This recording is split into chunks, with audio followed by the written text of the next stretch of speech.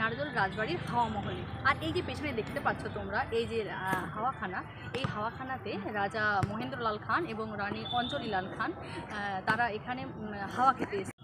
চলো বন্ধুরা দেখা যাক এই হাওয়া মহলের ভেতরে কী আছে। তো তোমরা দেখতেই পাচ্ছ যে এইখানে কত সুন্দর সুন্দর কারুকার্য করা আছে। পুরোনো দিনের হলো এত সুন্দর নিদর্শন সত্যি পাওয়া মুশকিল।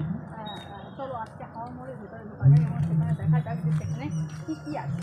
তো আমি তো চলে এসেছি, দেখতে পাচ্ছ প্রায় ভগ্নস্তূপে পরিণত হয়েছে। আর ওই সামনে একটা জলের ফোয়ারা ছিল, তো সেটা তো বর্তমানে নেই। দেখা যাক আজকে ভেতরে ঢুকে তোমরাও আমার সাথে। আরে এখানে তো কিছুই নেই।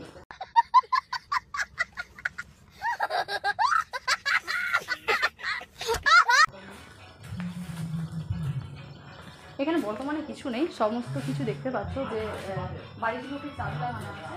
আর এখানে ভেতরে কিছু নেই, এখানে শুধু টেম্পল।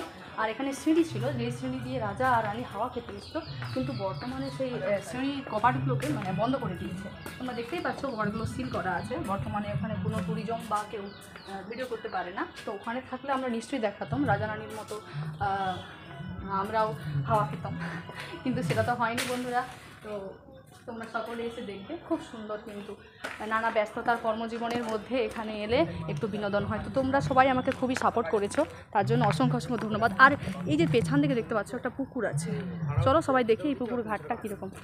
তো দেখতে পাচ্ছ এটা একটা সামান্য একটা জলের ফোয়ারা, ঠিক আছে। এই জলের ফোয়ারাতে এখানে একটা রাজ পরিবার মানে সেখানে কতটা জমজমাট ছিল এক সময়, মহা আড়ম্বর জাঁকজমক শুনতো, কিন্তু এখন তো সেটা নেই। তো চলো ঘাটটা দেখো কি সুন্দর বানানো, কিন্তু এখানে এসে দেখা গেল সেটা হচ্ছে